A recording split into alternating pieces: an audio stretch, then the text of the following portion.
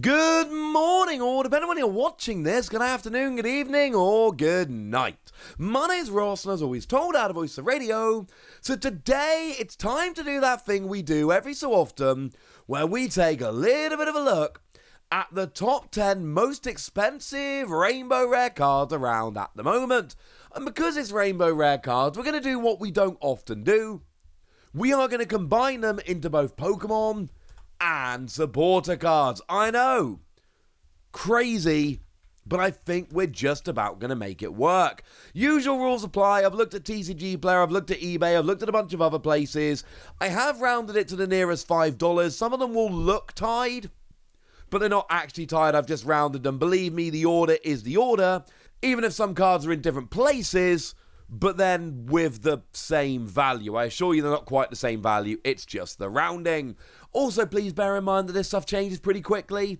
So, just because when I looked, they were in a particular order, this stuff can change. Except for the top three. The top three seem incredibly set, and there is giant gaps between them. The top three really are the top three. So a few that didn't make it then, we saw both Irida and Marnie coming in at about $20, just missing out on the bottom of the list. Irida is a really good card that is absolutely vital in Palkia decks, as we've been seeing on streams, well, ever since Astral Radiance came out, frankly. And Irida is a pretty popular character. And when you combine all of that together, that makes sense. Marnie is again a very good card. This has been an absolute staple in the game since the Sword and Shield base set came out. It's a supporter that gives a little bit of disruption by giving your opponent a new hand of 4 and a little bit of draw power and giving you a new hand of 3. The Rainbow Rare's not as, and this is a general rule, they're usually, especially with supporters, not as popular as the full art, but still, Marnie comes in here at a nice $20. Snorlax VMAX is weirdly still holding on at $25, and I've got to say, this has just got to be because people love Snorlax. That card has been quite good in Expanded, although there's not a huge amount of Expanded around at the moment, and that card has also been kind of, good in Standard here and there, but Snorlax has not been good for a while. My only explanation is people love that big cuddly bear. And to be fair, I love that big cuddly bear. And my 2-year-old son was lamenting the other day that we didn't have a proper Snorlax teddy, so I think I'm going to have to sort that sooner rather than later. And weirdly, Boss's Orders doesn't make the list. This one surprised me a little bit. I assumed it would, if I'm honest with you. I assumed Boss's Orders would be on here, but I'm not trying to fix this. I'm trying to do a proper list. And when I put the list all together, it came in at $25 and didn't quite make it. So in at number 10, what did make the list, and again around about $25, but trending higher, that's why it makes it, is Arceus VSTAR. And if you've been following the Pokemon trading card game at all lately, you probably won't be surprised to hear this one's on the list. Because Arceus is phenomenal. It is one of the best cards in the game, and it is just all over the top tables at every tournament right now. Whether it's Stefan Ivanov, who literally just won Bilbao Regionals with Arceus Duraludon, or one of the 74 other really good builds of Arceus that is around and doing well. Firstly, it's Arceus. It's always been one of the most interesting Pokemon, but then we've also got the fact that it's everywhere and people like the shininess of the cards, and that brings it in on the list. In at number 9, we've got Sylveon, and spoiler alert, not the only evolution we're going to be seeing on this list. And what we've got here is a little bit of function, but mostly fashion. Sylveon is pretty good. We did see it top cut the European International Championships last year, and that was amazing. And it's got a really nice attack, free energy, max harmony, 70 damage, plus 30 more for each different type of Pokemon on your bench. There's certainly potential with Sylveon, but the reality here is Sylveon is just a hyper-popular Pokemon. Evolutions on their own are extremely popular. Sylveon is one of the most popular of the evolutions, so it is no surprise this one makes it in on the list. And jumping up a little bit to $30, in at number 8, we've got Palkia VSTAR. And what I said about Arceus basically goes for Palkia here. Palkia is, right now, as it stands, one of the very, very best Pokemon in the game. It's all around the top tables at the moment. It's got that excellent attack that does 60 damage, plus 20 more for each of your bench Pokemon and your opponents. It's got an ability that accelerates energy cards. Palkia, pretty much straight Palkia, although it does sometimes combine with other things. It is just a great, great deck right now. And Palkia is still a box legendary Pokemon, so you know what? It's on the cover of Pearl. It's a really good card. It comes in at number 8. In at number 7, we've got Umbreon VMAX, and look, I told you that Sylveon was here because it was popular. Entirely true. You know what's more popular than Sylveon? Umbreon. There is a reason why the most expensive and popular card in the Sword and Shield era right now is the alternate art of Umbreon VMAX. And it's not because of the playability. And don't get me wrong, Umbreon's got a really nice ability that's just gusting. When you play it to evolve one of your Pokemon, you can switch one of your opponent's bench with their active. It's great. And it did see play for a while. It doesn't really see much play anymore. Umbreon's not that good. Not in that way. It's not good enough to be this valuable. It's just Umbreon is the most popular of the evolutions. And there's a reason why Umbreon's in at number 7 and Sylveon's in at number 9 and a bunch of the others actually just missed the list. And the reason is extremely simple. The reason is it is the most popular of the evolutions. And it really is as simple as that. So yeah, that's why it comes in at number 7, because it's just that good. Now, in at number 6, we got a new entry. We got Giratina VSTAR that just came around in Lost Origin. About $35. And here's the thing, right? This is a part of the video where I'm supposed to tell you, look, this set's just come out. It's really new. These prices could change. This could come down. But I'm not entirely sure that's true. Not for Giratina. Giratina is phenomenal. It just went and won a 3,000 person tournament in Japan, which is absolutely absurd.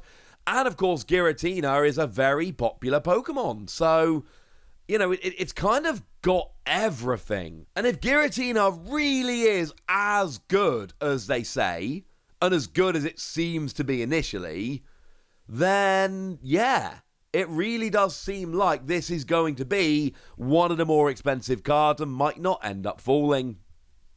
Now, in at number 5, we've got Rayquaza VMAX, which again comes in at about $35. And this is another one of those where it is pure, just the Pokemon's hyper popular. Even amongst the legendaries, Rayquaza is particularly popular. And we all love the legendaries, they're on the boxes and all of that. But Rayquaza is just hyper popular. Rayquaza is huge. Obviously, this is another one where it's got an alternate art, which is crazy hyper popular and expensive. And Rayquaza is one of the biggest cards around. In the Sword and Shield era, this is one of the big cards. But the fact of the matter is, it's not that playable. It looked really good. I was expecting it to be way better than it ended up being. I wanted it to be better. I expected it to be better. I hoped it was going to be better. But actually, when it came down to it, it wasn't better. It's just not been that good. The thing is, Rayquaza is just that popular as a Pokemon. Speaking of which, in at number 4, we've got Mew VMAX coming in about $40. Although, let's be clear, Mew is a very popular Pokemon. Let's not take that away. Mew is a phenomenal deck. Mew with Genesect has been one of the best decks since Fusion Strike came along. And it's one of those decks where people keep trying to signal the end. People keep trying to tell us this deck is on the way out. Oh, it's not going to be playable after X card releases. And actually, when it comes down to it, yes, it is. It is going to be playable after those cards release. Because it just keeps being good. So now we've got that combination of a phenomenal card, Mew VMAX is great, with a very popular Pokemon, and we end up at $40 and in at number 4. Also, as a personal side note, one of the cleanest designs of any Rainbow Rare we've seen here, which I love. But I did tell you at the beginning of the video, there is a huge gap between the first 3 and the rest. So in at number 3, we've got Charizard VSTAR coming in at $85. Remember, we went from $25 to $40 from 10 to 4. We've now gone from $40 to $85, going from 4 to 3. let's be perfectly clear, ladies and gentlemen, this card is an absolute monster in terms of value. Now remember, there is no gold version of this. Some of them there is. There is no gold version of Charizard VSTAR, at least as it goes at the moment. We do know that there is going to be an alternate art version of Charizard coming in that Ultra Premium collection, which is kind of amazing. But as it stands at the moment, this is the best version of it. And it's Charizard. And it's a bit playable here and there. We have seen some Arceus Charizard decks doing well at some of the big tournaments in the past year. But really here, it's a Charizard, and we all know what that means. But what's better than a Charizard? A Pikachu. Because in at number 2, we got Pikachu VMAX, which is coming in at around about $120. And this is otherwise known as the only good card in Vivid Voltage. Seriously, go to TCG Player, search Vivid Voltage, and order it from high to low, and see what happens. It is literally Rainbow Rare Pikachu and nothing else even remotely valuable. This made the entire Vivid Voltage set. It's not good, it's not playable, we've had it for almost 2 years. We know it's not a good card. We have proven that time and time again, but it's a big Pikachu VMAX, and it's Rainbow Rare and lovely. I mean, come on, ladies and gentlemen, this was never going to be a cheap card. And the fact that it's pretty much the only card in Vivid Voltage that's worth anything also helps its own value, because people don't really want to open up Vivid Voltage for the chance of pulling this card of a tiny pull rate. And then in at number 1, because what's better than a Pikachu? A Charizard. We've got Charizard VMAX Rainbow Rare. Yep. Sorry, ladies and gentlemen. It looked like Charizard wasn't going to take the top spot, but of course it did. At the risk of being reductive, it's a Charizard. And the fact of the matter is, Charizard VMAX was in Champion's Path, which was a special set, and whether rightly or wrongly, people think the Charizard VMAX has a lower pull rate than Charizard V-Star. So what we've got here are 2 Charizard that are very rare, 2 Charizard that are hard to pull, and 1 Charizard that is rarer and harder to pull than the other, so it jumps up in value. This is 175, so just a tiny smidge over double the Charizard V-Star.